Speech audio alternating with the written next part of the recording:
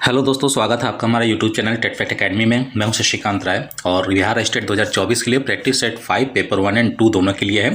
शिक्षण कला से रिलेटेड है, आर्ट ऑफ टीचिंग से रिलेटेड है। सेट 1, 2, 3, 4 ऑलरेडी हम दे चुके हैं। आज आपको प्रैक्टिस सेट 5 दे रहे हैं और ऐसे ही आपके एग्जाम तक प्रैक्टिस सेट आते रहेंगे। और अगर आप लोग कहेंगे तो जो है जीके जीएस के भी जो है आपको प्रैक्टिस सेट अवेलेबल कराएंगे, नोट्स उसके अवेलेबल करा देंगे। तो चैनल को सब्सक्राइब कर लीजिएगा ताकि वीडियो के नोटिफिकेशंस आपको मिलते रहें और वीडियो को लाइक करना मत भूलिएगा। व्यूअर्स देख तो लेते हैं, आप लोग पढ़ लेते हैं, लेकिन थोड़ा सा जो है वीडियो को लाइक कर देंगे तो हम लोग को जो है थोड़ा सा अच्छा लगता है, ठीक है, मोटिवेशन मिलता है। तो बिहार स्टेट 2024 का प्रैक्टिस सेट 5 में देखते हैं पहला क्वेश्चन क्या है। पहला क्वेश्चन है, शिक्षण कला में शिक्षण सामग्रियों का क्या उपयोग होता है। 4 ऑप्शन दिए हुए हैं। सिर्फ कक्षा को सजाने के लिए, शिक्षा को रोचक और आकर्षक बनाने के लिए, विद्यार्थियों को व्यस्त रखने के लिए या शिक्षकों को राहत देने के लिए। और इसका ऑप्शन जो है बी सही है, शिक्षा को रोचक और आकर्षक बनाने के लिए। क्वेश्चन नंबर 2 है, शिक्षा की कला में कौन सा तत्व शामिल नहीं है। 4 ऑप्शन है, प्रभावी संप्रेषण, अनुशासन, विद्यार्थियों की उपेक्षा या फिर प्रेरणा। इसका ऑप्शन सी सही है, विद्यार्थियों की उपेक्षा। नेक्स्ट क्वेश्चन है क्वेश्चन नंबर 3, शिक्षण कला का मुख्य उद्देश्य क्या है। 4 ऑप्शन है, अधिक से अधिक गृह कार्य देना, छात्रों को विषय में रुचि पैदा करना, छात्रों को डराना, छात्रों को दंडित करना। तो इसका ऑप्शन बी सही है, छात्रों को विषय में रुचि पैदा करना। क्वेश्चन नंबर 4 है, प्रभावी शिक्षण का एक महत्वपूर्ण गुण क्या है। 4 ऑप्शन है, शिक्षकों का कठोर होना, छात्रों के साथ संवाद स्थापित करना, छात्रों का अनदेखा करना या फिर केवल पाठ्यपुस्तकों का पालन करना।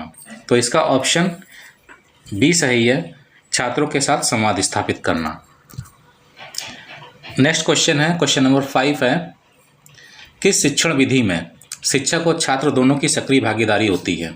4 ऑप्शन है, एक पक्षीय व्याख्यान, परियोजना आधारित शिक्षण, रटना या नोट्स लिखना। तो इसका ऑप्शन बी सही है, परियोजना आधारित शिक्षण। क्वेश्चन नंबर 6 है, शिक्षण कला का महत्वपूर्ण सिद्धांत क्या है। 4 ऑप्शन है, छात्रों की आलोचना करना, केवल परीक्षा के लिए पढ़ाना, छात्रों की व्यक्तिगत आवश्यकताओं का ध्यान रखना या छात्रों को अनुत्तीर्ण करना। इसका ऑप्शन सी सही है, छात्रों की व्यक्तिगत आवश्यकताओं का ध्यान रखना। नेक्स्ट क्वेश्चन है क्वेश्चन नंबर 7 है, शिक्षण का मुख्य उद्देश्य क्या है। 4 ऑप्शन है, छात्रों को डांटना, छात्रों में भय पैदा करना, छात्रों में ज्ञान का संचार करना या छात्रों को अनदेखा करना। इसका ऑप्शन सी सही है, छात्रों में ज्ञान का संचार करना। क्वेश्चन नंबर 8 है, प्रभावी शिक्षण में निम्नलिखित में से कौन सा आवश्यक है। 4 ऑप्शन दिए हैं, कठोर अनुशासन, विद्यार्थियों की सक्रिय भागीदारी, केवल लेक्चर देना या केवल परीक्षा लेना। इसका ऑप्शन बी सही है, विद्यार्थियों की सक्रिय भागीदारी। क्वेश्चन नंबर 9 है, शिक्षक का प्रमुख गुण क्या होना चाहिए। 4 ऑप्शन दिए हैं, कठोरता, संवेदनशीलता, अनुशासनहीनता या उपेक्षा।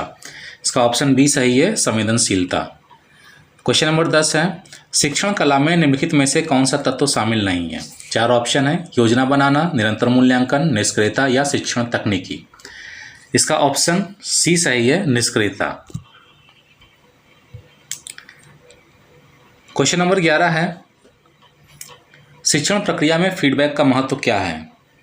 4 ऑप्शन है, यह छात्रों को विचलित करता है, यह शिक्षण प्रक्रिया को सुधारने में मदद करता है, यह समय की बर्बादी है, यह केवल औपचारिकता है। तो 11वें का ऑप्शन बी सही है, यह शिक्षण प्रक्रिया को सुधारने में मदद करता है।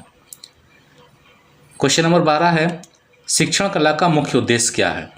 4 ऑप्शन है, विद्यार्थियों को अनुशासन में रखना, ज्ञान का संचरण और कौशल विकास, परीक्षा में अच्छे अंक प्राप्त करना, शिक्षा के प्रति रुचि जगाना।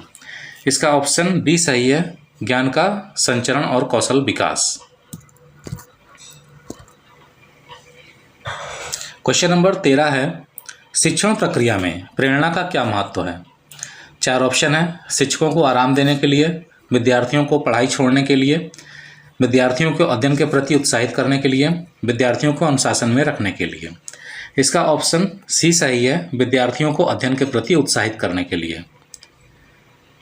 क्वेश्चन नंबर 14 है, शिक्षण की किस पद्धति में शिक्षार्थी केंद्रित होता है। 4 ऑप्शन है, व्याख्यान विधि, परियोजना विधि, अनुकरण विधि या प्रत्यक्ष अध्यापन विधि।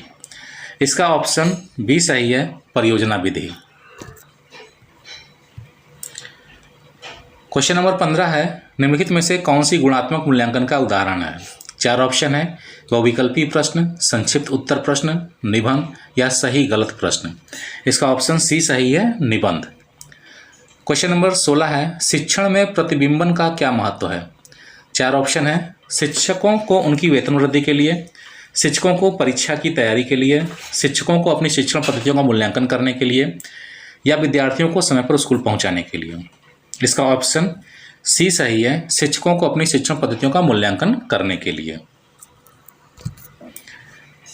नेक्स्ट क्वेश्चन है क्वेश्चन नंबर 17, शिक्षण कला का मुख्य उद्देश्य क्या है? 4 ऑप्शन है यहाँ पर, छात्रों को अनुशासन सिखाना, छात्रों के ज्ञान का विस्तार करना, छात्रों को परीक्षा में उत्तीर्ण कराना या छात्रों को जीवन कौशल सिखाना। इसका ऑप्शन बी सही है, छात्रों के ज्ञान का विस्तार करना। क्वेश्चन नंबर 18 है, निम्नलिखित में से कौन सा एक शिक्षण कला का सिद्धांत नहीं है? 4 ऑप्शन है, पुनरावृत्ति, अनुकरण, प्रेरणा या अनुशासन। इसका ऑप्शन डी सही है, अनुशासन। क्वेश्चन नंबर 19 है, किस शिक्षण विधि में शिक्षक और छात्रों के बीच बातचीत होती है? 4 ऑप्शन है, व्याख्यान विधि, परियोजना विधि, संवादात्मक विधि या मौन अध्ययन विधि।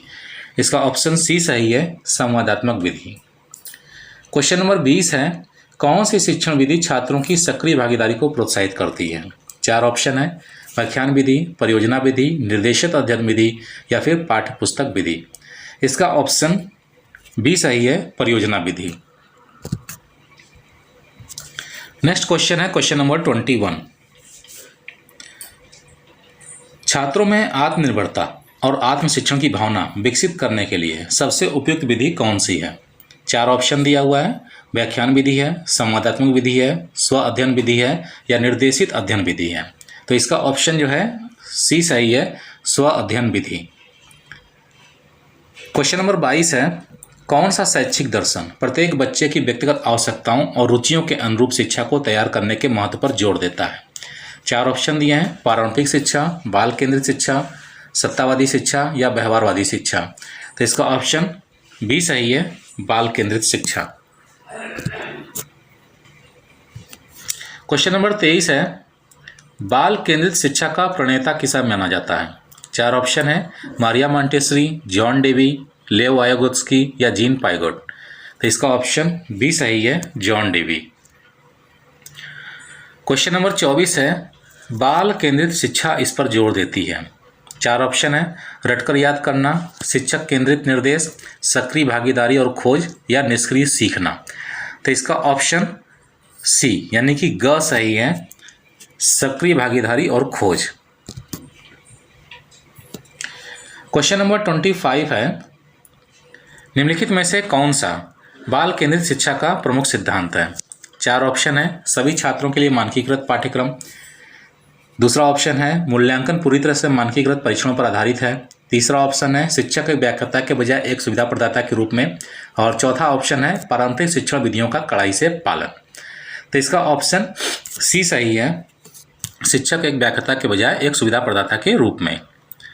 क्वेश्चन नंबर 26 है, प्रगतिशील शिक्षा का लक्ष्य है?